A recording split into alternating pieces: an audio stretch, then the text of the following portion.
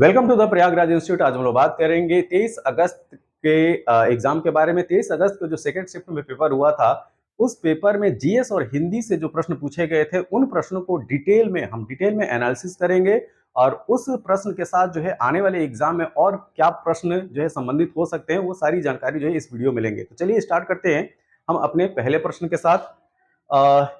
जो मैंने ये जो स्लाइड बनाई है, तो जिस पेपर से मैंने बनाया है उस पेपर में 58 नंबर पे जो है जीएस का प्रश्न था, तो इसी वजह से मैंने जो है वो नंबर भी दे रखा है। तो यहाँ पे जो पहला प्रश्न है वो यूडीएचआर, ठीक है। तो यूडीएचआर की जो बात की जाती है वो मानव मानव अधिकारों के सार्वभौमिक घोषणा, ठीक है। तो यूडीएचआर का फुल फॉर्म भी याद रखिएगा, क्या है? मानव अधिकारों की सार्वभौम घोषणा, ठीक है। ये तो हिंदी में हो गया। अब इंग्लिश में क्या होगा इसका full form? Universal declaration on human rights. क्या? Universal declaration on human rights, इसका इंग्लिश में फुल फॉर्म हो गया। अब प्रश्न क्या है?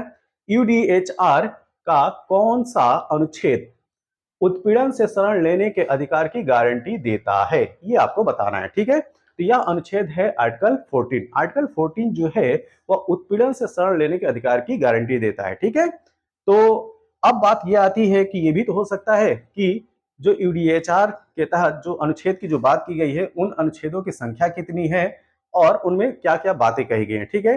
तो जो टोटल आर्टिकल्स हैं उनकी संख्या जो बताई गई है वो है 30, ठीक है। 30 आर्टिकल हैं, 30 अनुच्छेद हैं और इसकी जो डिक्लेरेशन हुआ था वह 10 दिसंबर 1948 को हुआ था। कब हुआ था? 10 दिसंबर 1948 को।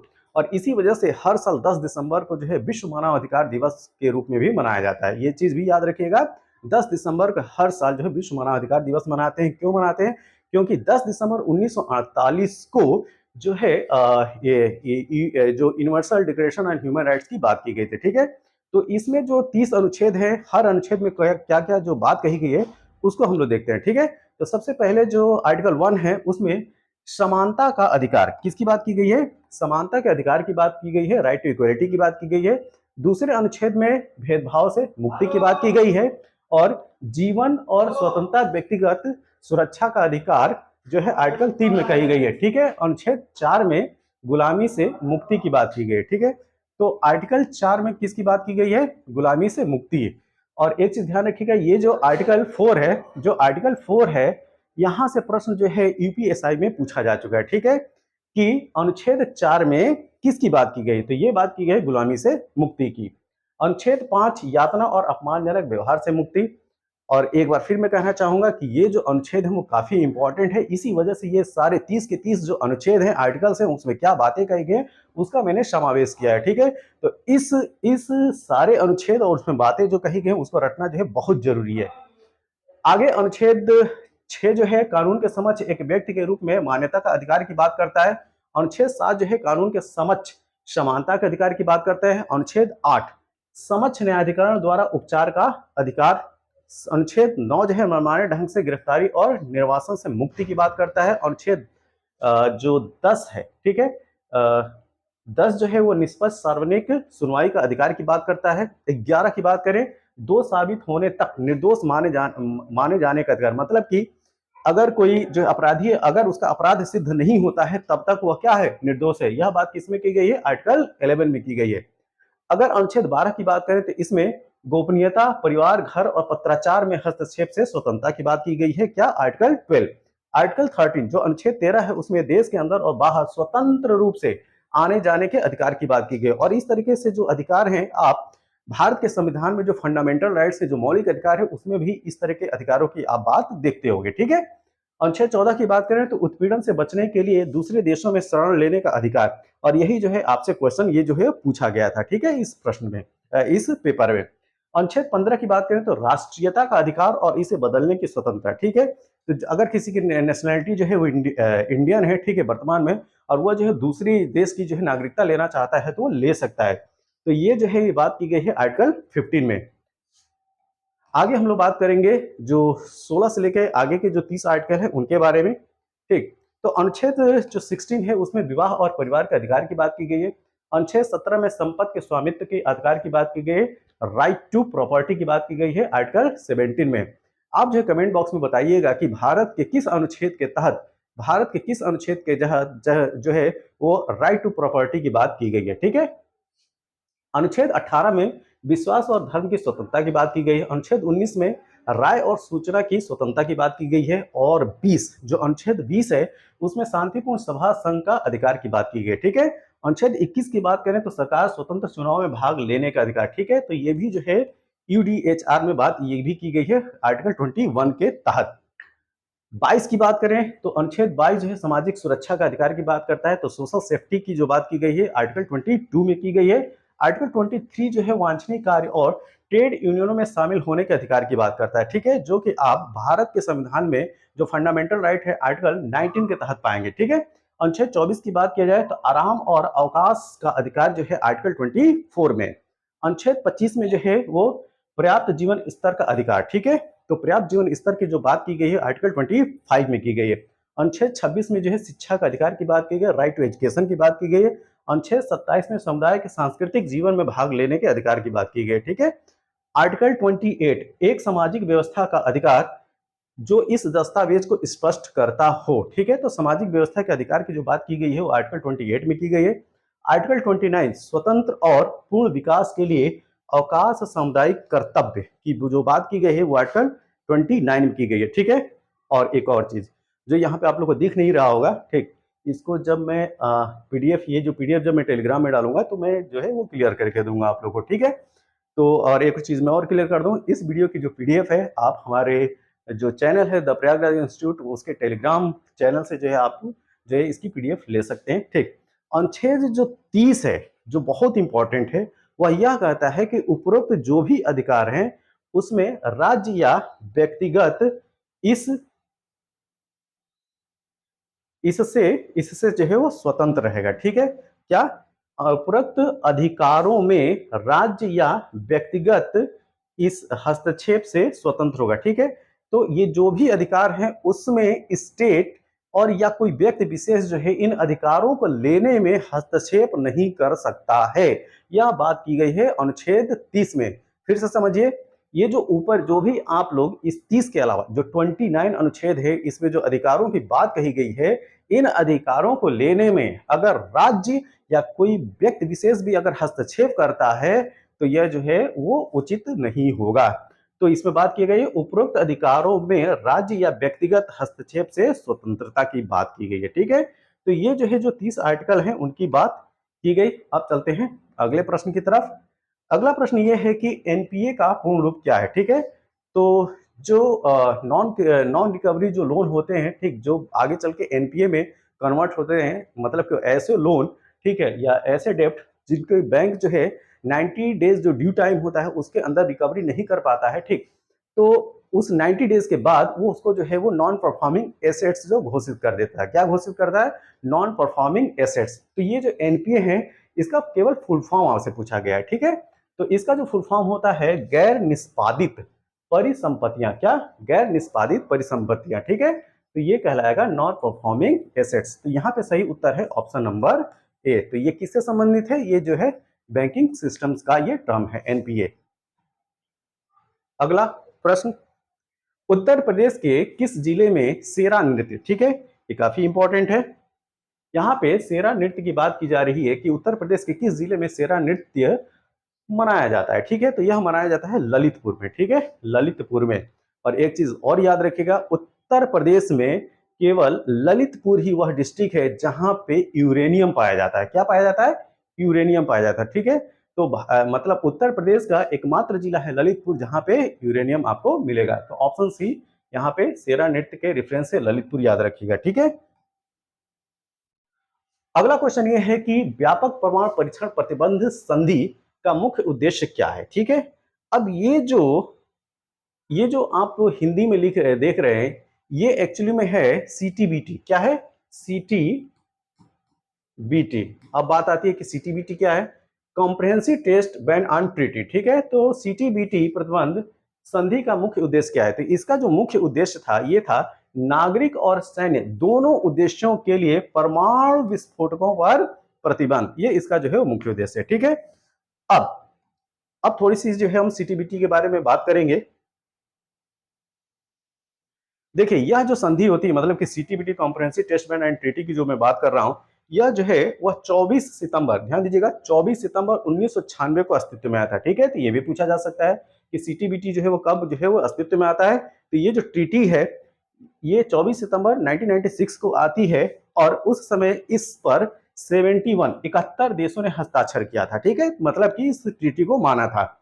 लेकिन आज की डेट में 183 देशों ने इस संधि पर हस्ताक्षर कर दिए हैं, जिनमें से 178 देशों ने इस संधि का समर्थन भी कर दिया है। ठीक है, तो 183 देशों ने हस्ताक्षर किया है और 178 देशों ने इसका समर्थन भी किया है। तो चलिए मान लें कि यहाँ ये वाली जो इन्फॉर्मेशन भले ना याद रखें, कम से कम ये तो याद रखिएगा कि ये ट्रीटी जो है वो कब एग्जिस्ट में आई थी। ठीक है, तो इसकी जो एग्जिस्टेंस है 24 सितंबर 1996 को है। अगला प्रश्न बहुत ही आसान सा प्रश्न है। अर्जुन पुरस्कार जो है वह किस क्षेत्र में उपलब्धि के लिए प्रदान किया जाता है? बहुत ही आसान सा प्रश्न है। ठीक है, तो ये जो है यह खेल से संबंधित है। ठीक, इसका जो सही उत्तर होगा वो होगा ऑप्शन नंबर ए, खेल। ठीक, तो इसका सही उत्तर है ऑप्शन ए, खेल। इंडिया विंस फ्रीडम किसकी आत्मकथा है? ठीक है, तो ये आपसे पूछा जा रहा है कि इंडिया विंस फ्रीडम जो है किसकी ऑटोबायोग्राफी, मतलब की बायोग्राफी है। ठीक है, ऑटोबायोग्राफी, तो यह है अबुल कलाम आजाद की। तो अबुल कलाम आजाद की जो ऑटोबायोग्राफी का नाम है इंडिया विंस फ्रीडम है। 2016 के विमुद्रीकरण के बाद आरबीआई को कितने प्रतिशत 500 और 1000 रुपए के नोट प्राप्त हुए? ठीक है, तो मतलब आपको वो अमाउंट बताना है प्रतिशत में कि जो 2016 में जो डिमोनेटाइजेशन हुआ था, डिमोनेटाइजेशन मतलब विमुद्रीकरण, उसके तहत 500 और 1000 रुपए के नोट जो है वो वापस आ गए थे आरबीआई के पास। ठीक है, तो ये जो अमाउंट था 98.96% था। ठीक है, कितना? 98.96%, ऑप्शन ए। 1993 में मानव अधिकार पर विश्व सम्मेलन ने को अपनाया गया। ठीक है, तो 1993 में जो मानव अधिकारों को लेकर जो एक वर्ल्ड कॉन्फ्रेंस हुई थी, उस किस घोषणा पत्र को अपनाया गया था ये आपको बताना है। तो ये है वियना घोषणा। ठीक है, वियना डिक्लेरेशन को जो है 1993 में मानव अधिकारों के जो विश्व सम्मेलन हुआ था उसमें जो है वियना डिक्लेरेशन को अपनाया गया था, ऑप्शन नंबर सी। अगला प्रश्न, किस संवैधानिक संशोधन अधिनियम ने लोकसभा और राज्य विधानसभाओं में, ठीक है, लोकसभा और राज्य विधानसभाओं में अनुसूचित जातियों, अनुसूचित जनजातियों, मतलब कि एससी एंड एसटी की बात की जा रही है, एससी और एसटी अनुसूचित जातियों और अनुसूचित जनजातियों के लिए सीटों के आरक्षण को बढ़ाया था। ठीक है, तो ये है 79th कॉन्स्टिट्यूशनल अमेंडमेंट, जो 79वां जो कॉन्स्टिट्यूशनल अमेंडमेंट है, 79th कॉन्स्टिट्यूशनल अमेंडमेंट है, उसके तहत लोकसभा और विधानसभा दोनों जगह जो है एससी और एसटी की सीट जो है वो उसके रिजर्वेशन को बढ़ाया गया था। ठीक है, तो ऑप्शन डी जो है याद रखिएगा। अगला प्रश्न, लोकटक झील भारत के किस राज्य में स्थित है? ठीक है, तो यह स्थित है मणिपुर में। ठीक है, तो लोकटक झील जो है वो मणिपुर में है। और एक चीज याद रखिएगा, फ्लोटिंग लेक का जो कॉन्सेप्ट आता है वह जो है वो लोकटक झील के लिए आता है, मतलब कि तैरती हुई झील अगर आपको विश्व में पूछा जाए तो वह है लोकटक झील। और यहाँ पे जो नेशनल पार्क है इस पे स्थित, ठीक, उसका नाम जो है आप कमेंट बॉक्स में जरूर बताइएगा।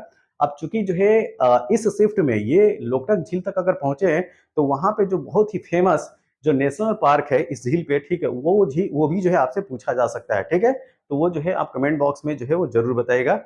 ठीक, प्रस्तावना में राष्ट्र की एकता और अखंडता शब्दों का उद्देश्य किस मौलिक सिद्धांत को बढ़ावा देता है? ठीक है, तो इसका उद्देश्य है बंधुता को बढ़ावा देना। किसका? फ्रेटर्निटी या बंधुता। ठीक, ऑप्शन नंबर सी इसका जो है वो सही उत्तर है।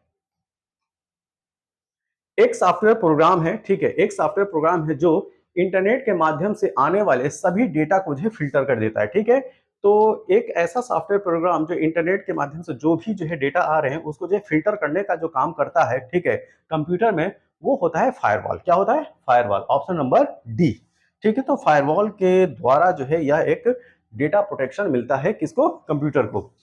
दर्शकों के साथ संवाद करने के लिए, ठीक है, ये भी जो है वो कंप्यूटर, या ये कर लीजिए कि आज की डेट में जो सोशल मीडिया है उससे संबंधित ये प्रश्न है। ठीक है, दर्शकों के साथ संवाद करने के लिए सोशल मीडिया प्लेटफॉर्म के रणनीतिक उपयोग के लिए क्या शब्द है? ठीक है, तो इसके लिए है सामाजिक माध्यम विपणन, ठीक है, या बाजारीकरण। ठीक, तो सामाजिक माध्यम विपणन जो है यह वह टर्म है जिसमें दर्शकों के साथ संवाद करने के लिए सोशल मीडिया प्लेटफॉर्म का जो है रणनीतिक उपयोग किया जाता है। इसको क्या बोलते हैं? सामाजिक माध्यम विपणन।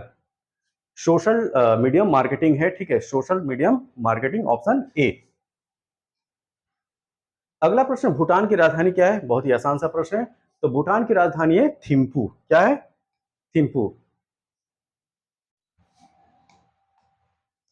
भारत में सबसे लंबा नदी पुल कौन सा है? तो ये जो है भूपेन हजारिका सेतु। और एक चीज और याद रखा, भूपेन हजारिका को जो है वो भारत रत्न से भी नवाजा जा चुका है। तो भूपेन हजारिका सेतु जो है उन्हीं के नाम पे पड़ा हुआ है। एक बहुत बड़े जो है म्यूजिशियन है, ठीक। तो भूपेन हजारिका जो है वो भारत का सबसे लंबा नदी पुल है।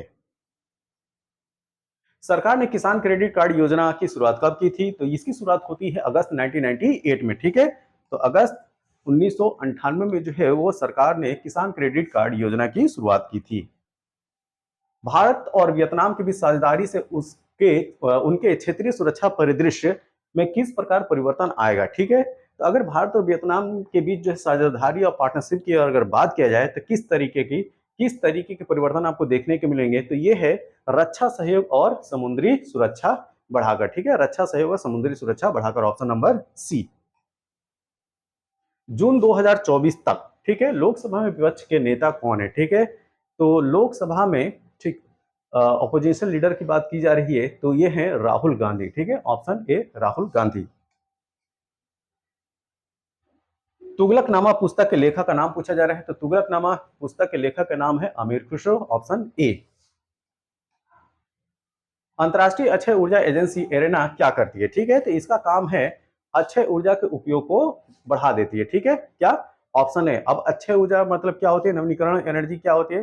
तो ऐसी एनर्जी जिसका जो है आप सतत जो है इस्तेमाल कर सकते हैं, वो जो कभी खत्म ना हो, ठीक है। तो ये जो है वो रिन्यूएबल सोर्सेस हैं, जैसे कि हाइड्रो इलेक्ट्रिसिटी हो गया, बायोफ्यूल हो गया, और solar energy, wind energy, tidal energy, ये सब जो है वो रिन्यूएबल एनर्जी ऑफ सोर्सेस है, ठीक है, नवीनीकरणीय ऊर्जा के स्रोत हैं। वैश्विक आतंकवाद विरोधी प्रयासों के समन्वय के लिए, ठीक है, समन्वय के लिए किस संगठन को जिम्मेदार माना जाता है? तो ये है यूएनसीसीटी, ठीक है, United nation convention on counter terrorism, ठीक है। तो ऑप्शन डी इसका जो है वो सही उत्तर है, और इसका जो है फुल फॉर्म भी याद रखिएगा, यूएनसीसीटी का, United convention on counter terrorism. दूध उत्पाद, ब्रेड आदि आवश्यक वस्तुओं पर जीएसटी दर क्या है? ठीक है। तो वर्तमान में जो है इसकी जो ब्रेड या दूध उत्पादक जो प्रोडक्ट है उसमें जो है वो 5% है, ऑप्शन ए। चंद्रमा पर नासा के मानवयुक्त लैंडिंग मिशन को क्या नाम दिया गया है? ठीक है, जो 2024-25 तक होने की संभावना है। एक्चुअली में ये जो 2024-25 का ये जो बात की जा रही है, इसको जो और एक्सटेंड कर दिया गया है, 2026 कर दिया गया है, ठीक है। तो ये जो मिशन है आर्टिमिस है। क्या है? Artemis, option number D. तो ध्यान रखिएगा, तो भारत के जो अंतरिक्ष मिशन है उनको तो आपको ध्यान में रखना ही है, साथ में जो वर्ल्ड के जो अंतरिक्ष मिशन है, खासतौर से जो है चाइना, रूस और अमेरिका के, उनके भी नाम आपको याद रखने हैं, ठीक है। तो यहाँ पे जो सही उत्तर है ऑप्शन नंबर डी है। अंतर्राष्ट्रीय थर्मोन्यूक्लियर प्रायोगिक रिएक्टर आईटीईआर परियोजना, ठीक है, ये परियोजना नहीं है, ये परियोजना है, ठीक। परियोजना का उद्देश्य निम्नलिखित व्यवहार्य अर्थ प्रदर्शित करना है, ठीक है। इसका क्या उद्देश्य है? इसका उद्देश्य ये है कि बड़े पैमाने पर और कार्बन मुक्त स्रोत के रूप में संलयन ऊर्जा का जो है उपयोग करना है, ये है काम आईटीईआर का, ठीक है। इंटरनेशनल थर्मोन्यूक्लियर प्रायोगिक रिएक्टर मतलब इंटरनेशनल थर्मोन्यूक्लियर रिएक्टर की इसमें जो है बात की जा रही है। तो इंटरनेशनल थर्मोन्यूक्लियर एक्सपेरिमेंटल रिएक्टर जो परियोजना है उसका उद्देश्य क्या है? बड़े पैमाने पर कार्बन मुक्त स्रोत को जो है वो के रूप में जो है संलयन ऊर्जा का जो है यूज करना।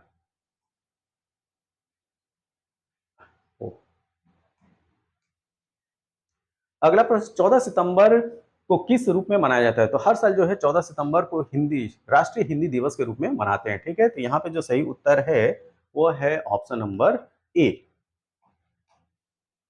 भारतमाला परियोजना किससे संबंधित है? ये जो है यह संबंधित है सड़क मार्ग, ठीक है। तो राजमार्गों की संख्या जो है उसको और एक्सटेंड करना जो है भारतमाला परियोजना का उद्देश्य था। तो यहाँ पे जो सही उत्तर है वो है ऑप्शन नंबर ए।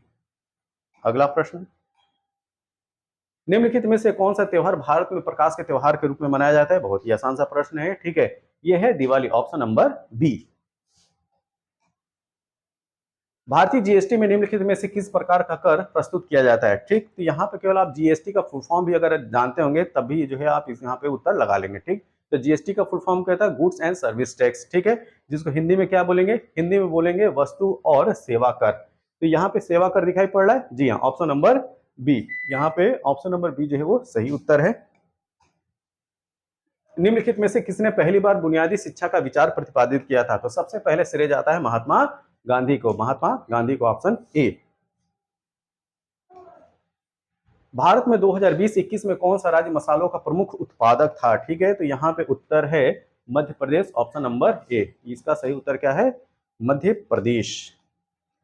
थोड़ी सी डिटेल में इसमें जानकारी देते हैं। तो भारत में मसालों के उत्पादन को लेकर 2020-21 में जो रिपोर्ट जारी की गई थी उसमें जो है मध्य प्रदेश पहले स्थान पे था और यह जो है प्रतिवर्ष 11.91 लाख टन मसालों का उत्पादन किया जाता है।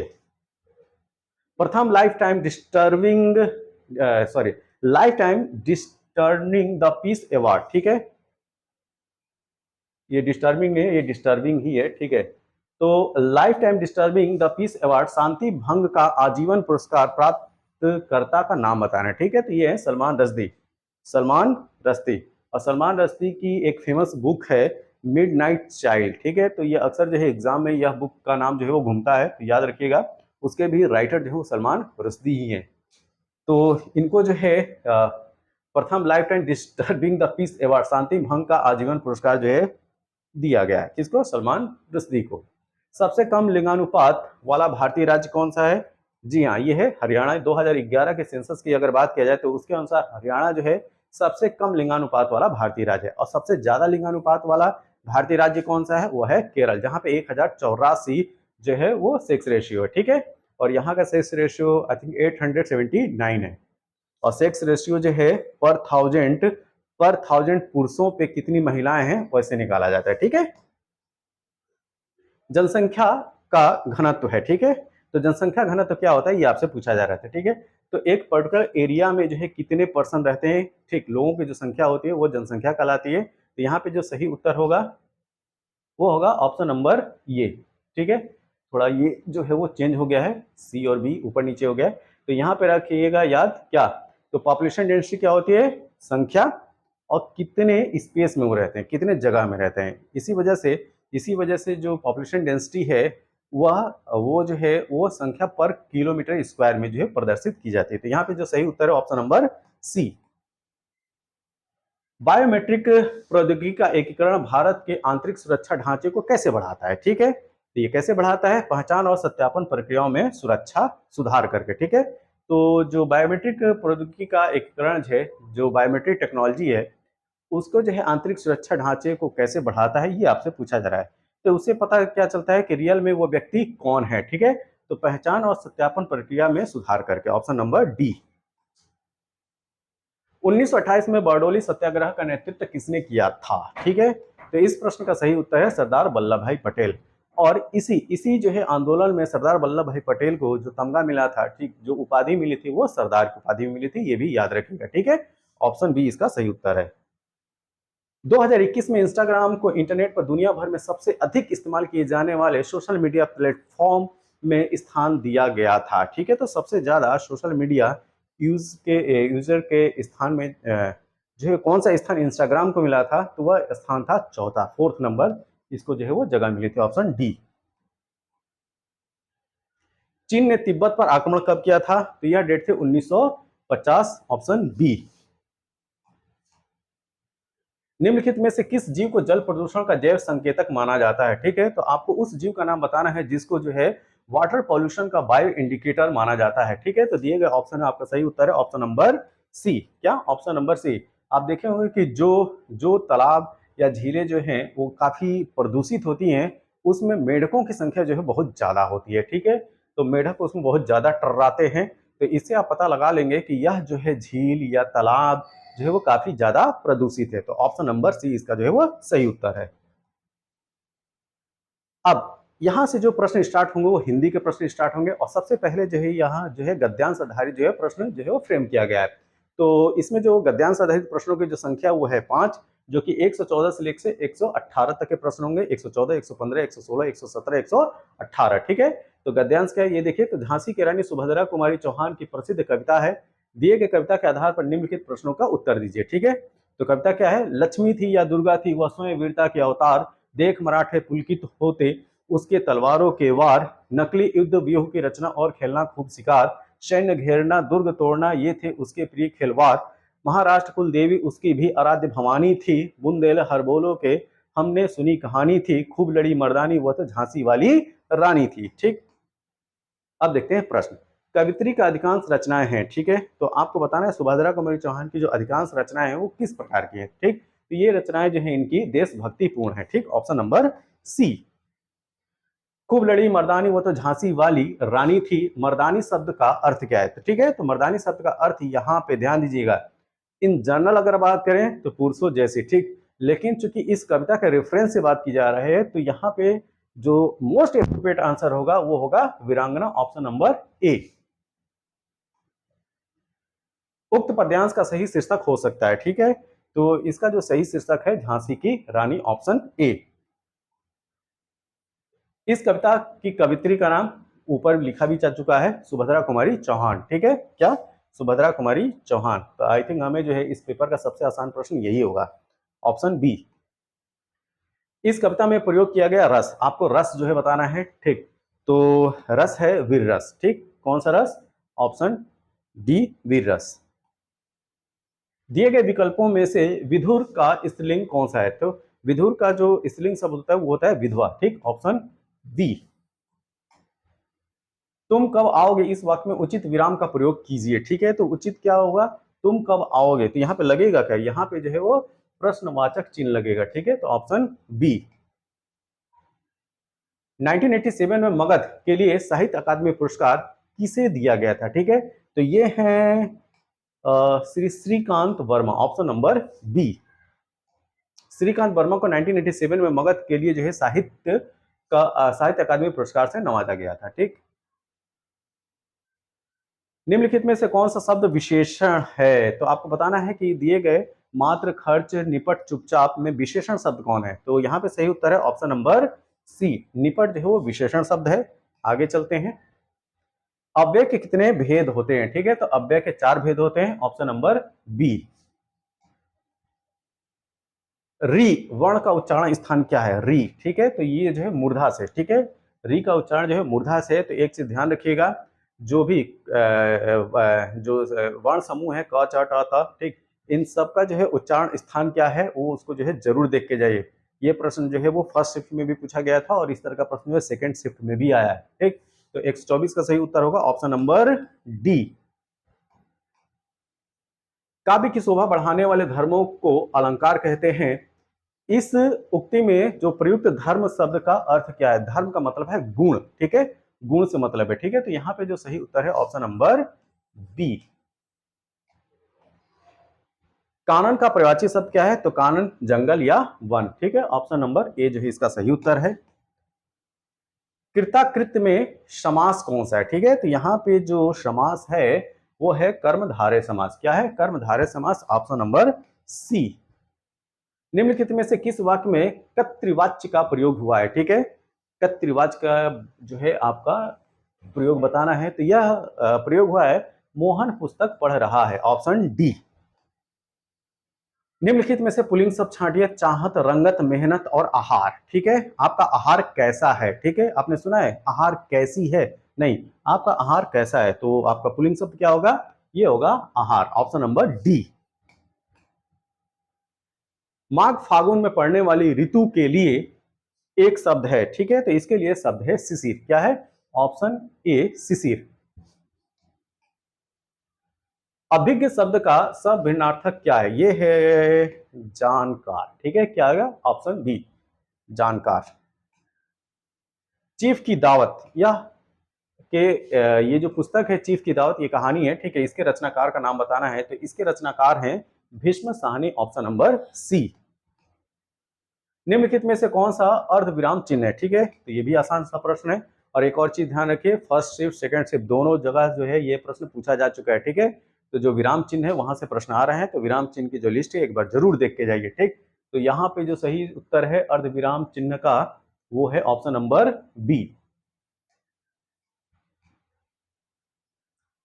इति इति शब्द युग्म का सही विकल्प क्या है? ठीक है, तो इति मतलब होता है समाप्ति, और ई अगर बड़ी ई है और ये वाला इति है, तो इस शब्द का जो सही होगा वो होगा बाधा। ठीक है, तो समाप्ति और बाधा, यहाँ पे सही उत्तर क्या होगा? Option number A.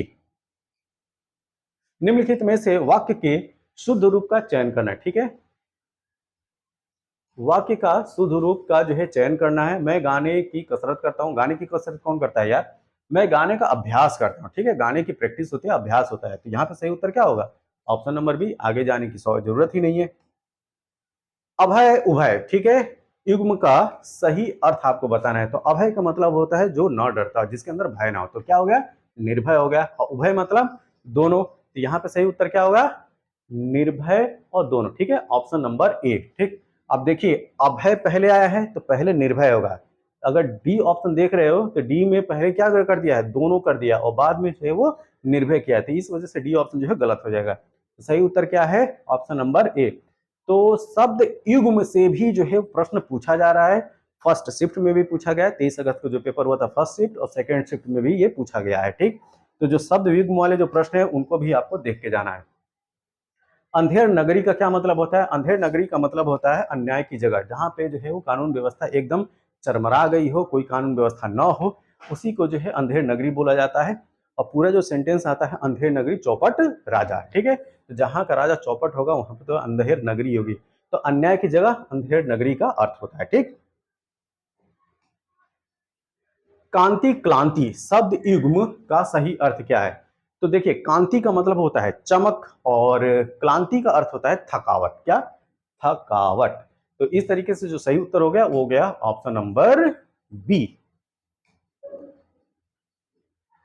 आधी व्याधि बहुत ही इंपॉर्टेंट है ये भी शब्द युग्म। देखिए मतलब शब्द युग्म से कितने क्वेश्चन आ गए। आधी व्याधि, तो कोई भी जो कल एग्जाम देने जा रहे हैं प्लीज शब्द युग्म जो है हिंदी में जरूर देख के जाइए, साथ में जो है चिन्ह देख के जाइए, मतलब कि जो विराम चिन्ह है। और एक और चीज, जो वर्ण के जो उच्चारण है उनके स्थान जो है वो भी देख के जाना है। तो ये जो है 3 काम जरूर देख लीजिएगा आप लोग इस रात के ढलते ढलते। आधी व्याधि शब्द युग्म में आधी का अर्थ निम्नलिखित में से क्या है? तो इसका मतलब होता है, इसका मतलब होता है मानसिक कष्ट। क्या होता है? मानसिक कष्ट। ऑप्शन नंबर ए जो है इसका सही उत्तर है। त वर्ग की ध्वनियों का उच्चारण स्थान, देखिए फिर से ये प्रश्न आ गया।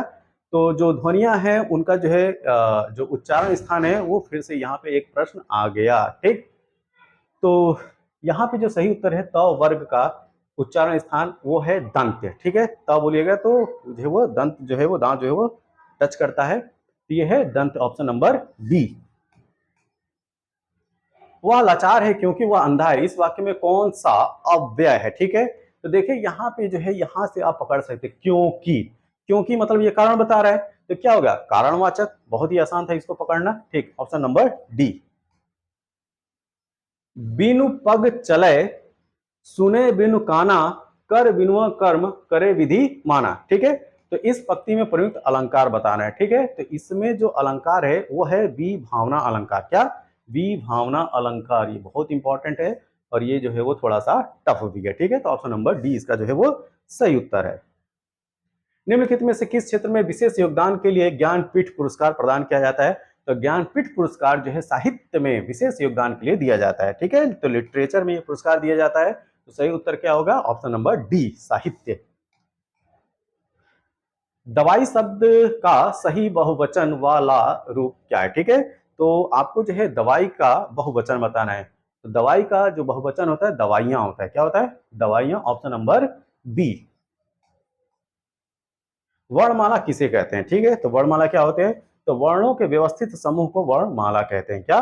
वर्णों के व्यवस्थित समूह को वर्णमाला कहते हैं, ऑप्शन नंबर सी। अंगारे बरसाना, ठीक है, अंगारे बरसाने का मुहावरे का सही अर्थ बताना है। इसका मतलब कि असहनीय पीड़ा होना। क्या? असहनीय पीड़ा होना, ऑप्शन नंबर बी। घर का रहस्य जानने वाला बड़ा घातक होता है। ठीक है, तो ये अर्थबोधक लोकोक्ति है। तो इसके लिए कौन सी लोकोक्ति जो है फिट बैठती है, जो कि घर का रहस्य जानने वाला बड़ा घातक होता है? तो आप लोग जो है वो अक्सर सुनते हैं घर का भेदी लंका ढाए, ठीक है, घर का भेदी लंका ढाए, ठीक, ऑप्शन नंबर बी। निम्नलिखित में से विशेषण शब्द आपको बताना है, ठीक है, जाना देवता सुंदर कौन, ठीक, तो यहाँ पे जो विशेषण शब्द है वो है सुंदर, ठीक है, कौन सुंदर, ऑप्शन नंबर सी। मुझे बारिश में भीगना पसंद नहीं है, किस सर्वनाम का उदाहरण है, ठीक है, तो आपको जो है सर्वनाम का एग्जाम्पल बताना है कि यह किस सर्वनाम का उदाहरण है। मुझे बारिश में भीगना पसंद नहीं है, तो यहाँ पे उत्तम और प्रथम पुरुष दोनों सर्वनाम जो है वो प्रयुक्त हैं, क्या, उत्तम और प्रथम पुरुष दोनों, ऑप्शन नंबर सी जो है वो सही उत्तर है। निर्वासित में कौन सा प्रत्यय है, ठीक है, ये आसान है, निर्वास प्लस इत, ठीक है, यहाँ पे जो प्रत्यय है वो है ऑप्शन नंबर ए, ठीक है, ऑप्शन नंबर ए, क्या, इत। तो इस वीडियो में हम लोगों ने डिस्कस किया स्पेशली किसका, जीएस और हिंदी से संबंधित प्रश्नों के बारे में, ठीक है, तो यह वीडियो आपको कैसा लगा, अगर इस वीडियो में कहीं पे त्रुटि रही हो तो आप जो है कमेंट बॉक्स में जरूर बताएं। तब तक के लिए थैंक यू, धन्यवाद।